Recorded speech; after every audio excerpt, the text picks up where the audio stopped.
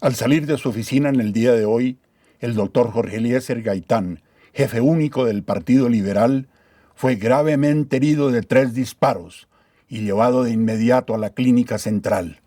Los médicos no pudieron hacer nada para salvar su vida. El jefe del Partido Liberal acaba de fallecer. Hagamos otro, Alfredito. Vamos a hacerlo. 5, 4, 3, 2.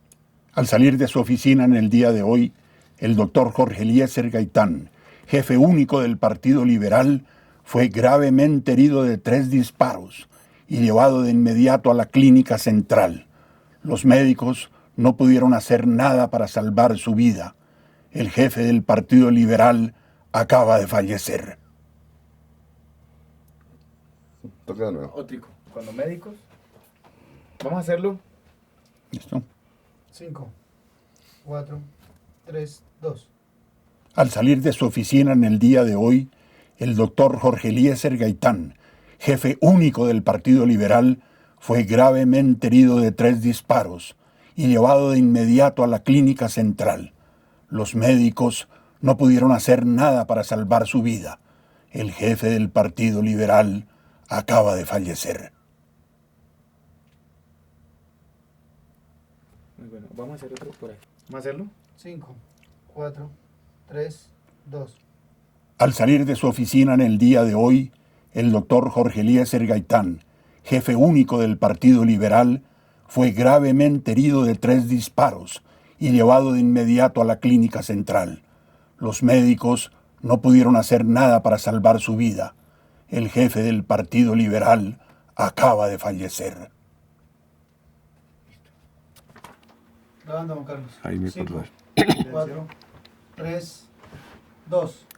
Raúl, unos días antes de la muerte de Gaitán, estuviste con un señor Jaime Cordobés visitando a Gaitán en compañía de unos militares. ¿Qué pasó en esa entrevista? Una semana antes,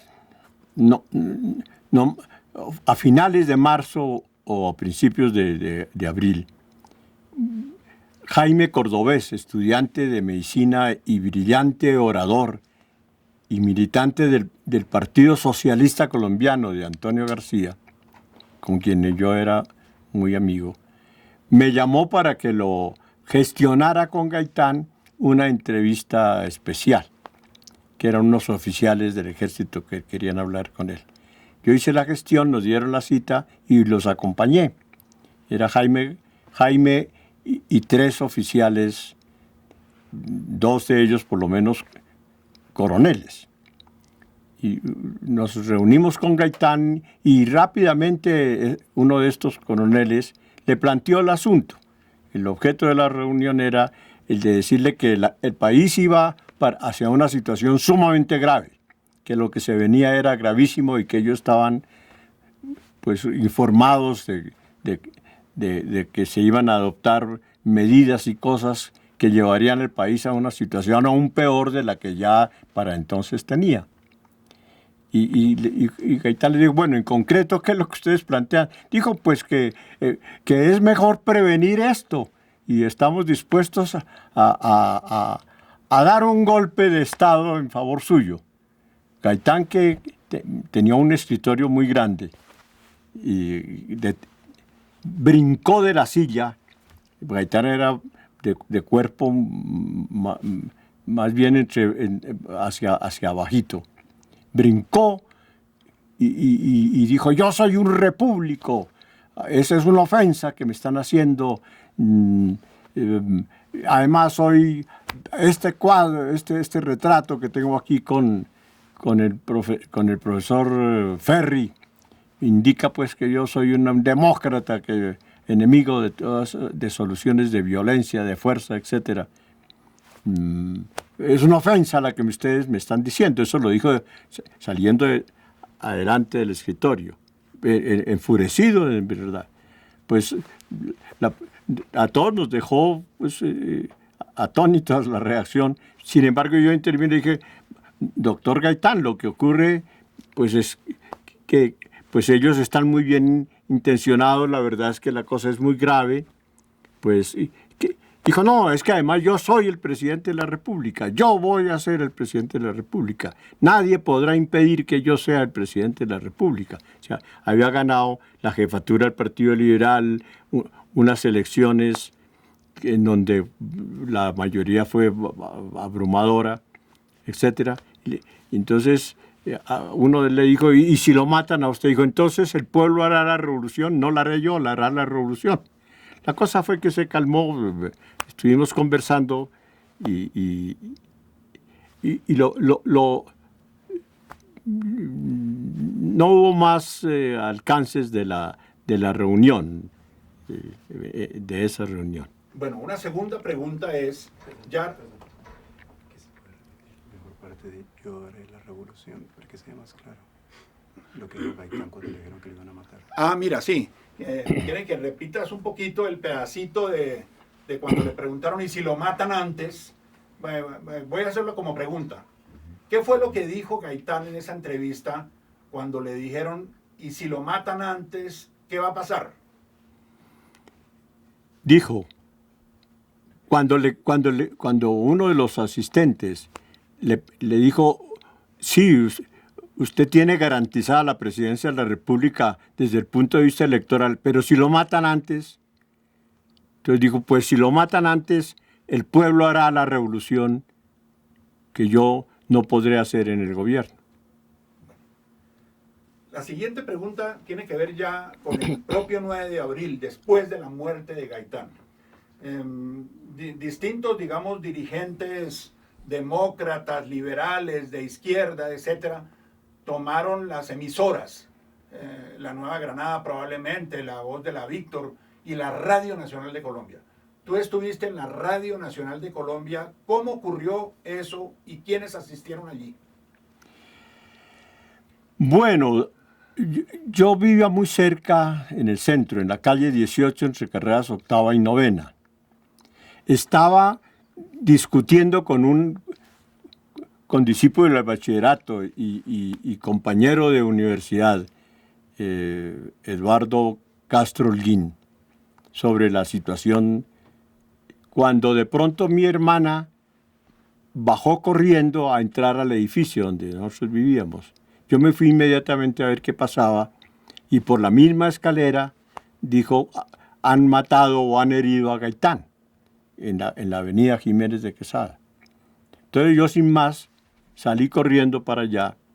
Por el camino me encontré un policía en la calle 17 con 7ª, frente al edificio de la Colombiana de Seguros.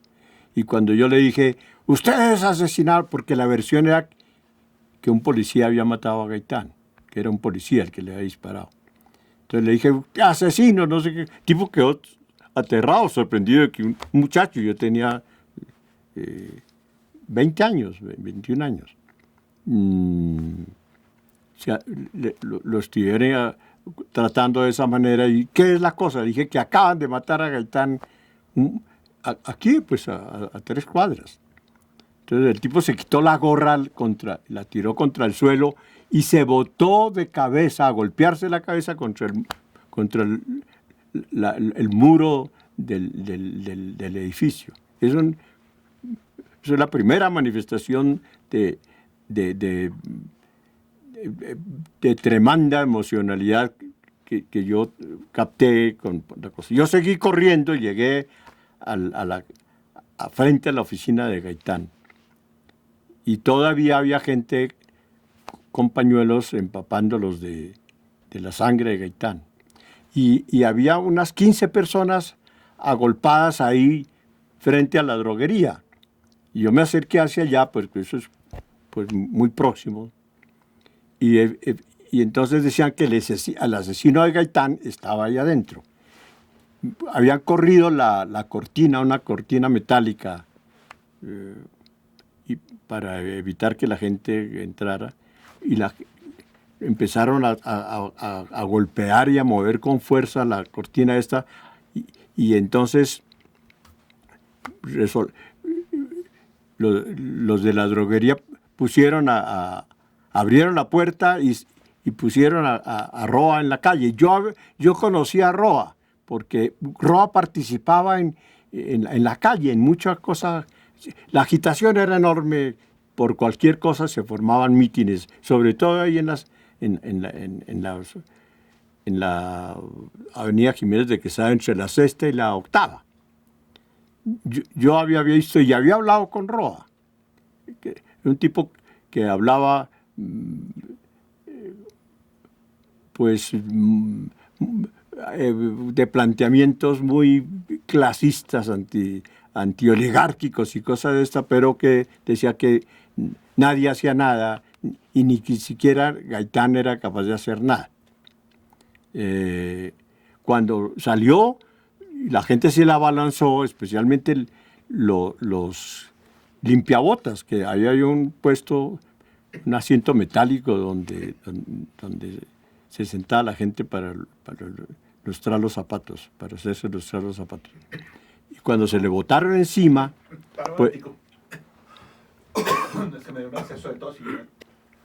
Mira, te voy a preguntar sobre Roa Sierra, es decir, tú llegaste allí y estabas frente a la droguería Granada.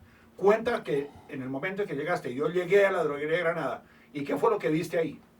Llegué al lugar donde mataron a Gaitán, que estaba a pocos pasos de la entrada del edificio donde él tenía su oficina, y contiguo a ese edificio estaba una droguería, que, bueno, no recuerdo el nombre. Lo cierto es que ahí ya había unas 15 personas frente a la droguería. Me acerqué y resulta que decían que ahí estaba el asesino de Gaitán, que se había refugiado ahí el asesino de Gaitán. Y empezaron a mover la reja fuertemente y amenazar, romper, eso era unas vitrinas y puerta de vidrio. Los de adentro resolvieron sacar a Roa. Abrieron la puerta y lo sacaron. La gente se la abalanzó encima y sobre todo los emboladores que tenían las llamadas famosas cajas de lustrar, se la abalanzaron. Yo intervine para evitar que lo golpearan, pues pensando que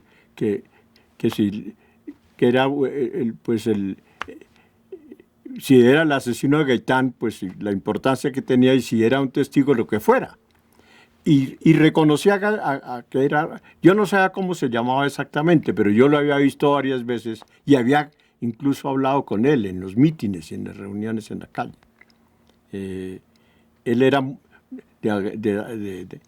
muy agresivo, y decía que Gaitán no era quien iba a hacer el cambio y la revolución que el país necesitaba. El tipo en realidad tenía más tendencias, eran fascistas.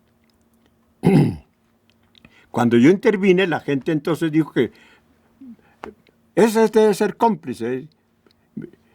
Lo cierto es que ya había ahí unos estudiantes y los tipos intervinieron y digo, no, pues él es un líder estudiantil, ¿no? Muy conocido, etc. La cosa fue que empezaron a golpear a Roa y en segundos lo mataron y le daban puntapiés con...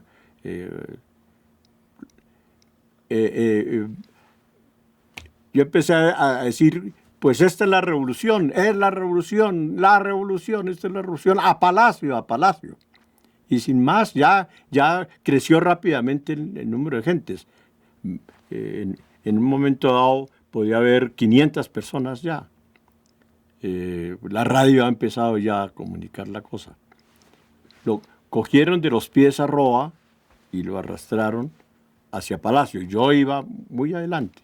Cuando pasamos por frente al Capitolio, un amigo mío, dominicano él, y Manuel Zapata Olivella, que era estudiante ya de últimos años de medicina, me vieron y empezaron a gritar de allá desde el atrio del Capitolio.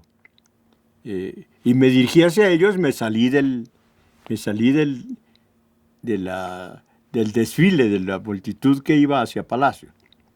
Y Manolo Lorenzo, que era dominicano, exiliado en Colombia por gestión del doctor Eduardo Santos, estaba estudiando economía conmigo. Y él, cada vez que había un mitin, una cosa en el centro, que era, todos los días había 10, 15 mítines en esa zona. Terminábamos frente a la embajada de Santo Domingo haciendo un acto de protesta contra el dictador Trujillo, contra el dictador Trujillo. Creí que se trataba de eso. Y le dije, no, hombre, lo que ha ocurrido aquí es algo sumamente grave, esto es una revolución. Digo, no.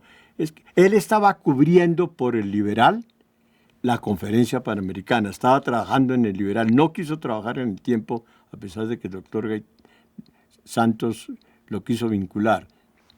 Y digo, no, es que aquí están las embajadas norteamericana todas las embajadas asistentes a la conferencia panamericana. Entonces, él, como estaba cubriendo, sabía dónde estaba la sede ahí dentro del Capitolio de la embajada norteamericana y de la dominicana. Con Manuel Zapata en el segundo piso subimos y a golpes, empujones, logramos abrir la oficina de la embajada.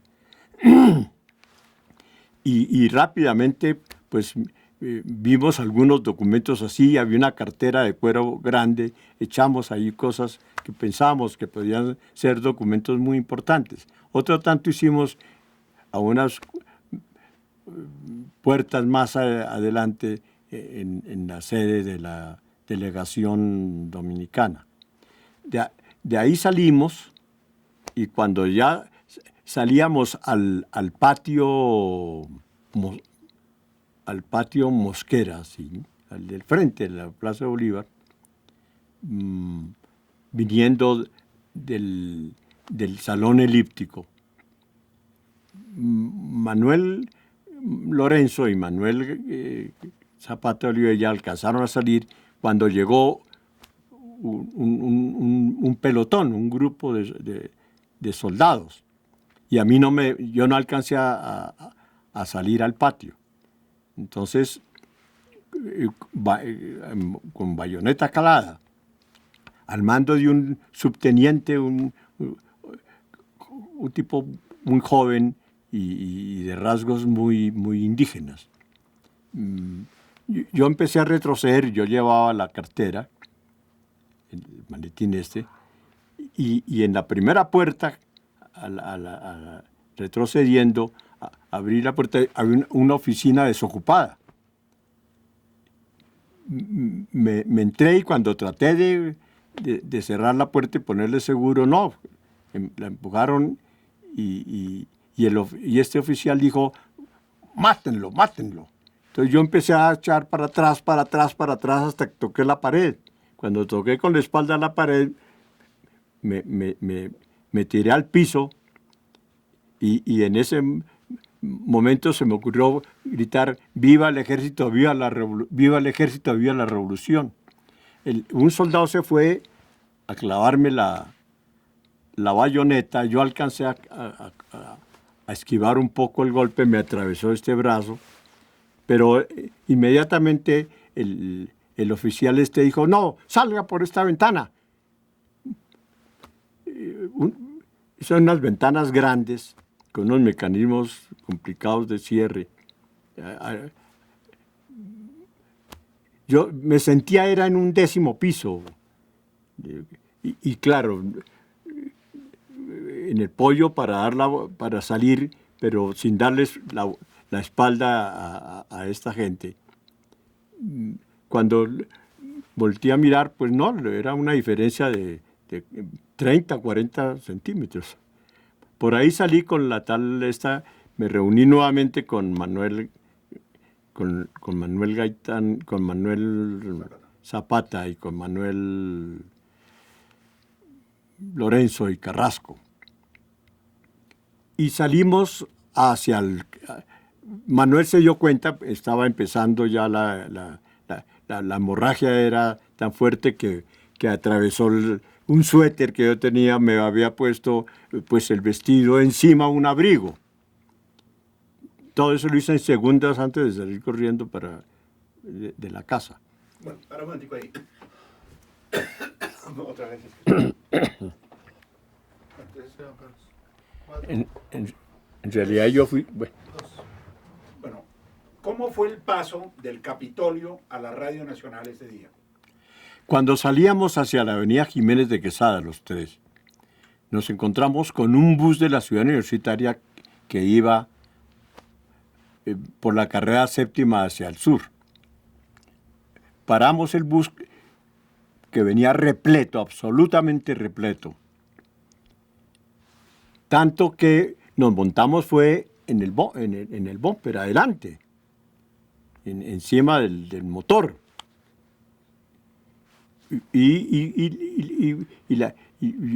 Pues hacia Palacio, digo, a Palacio.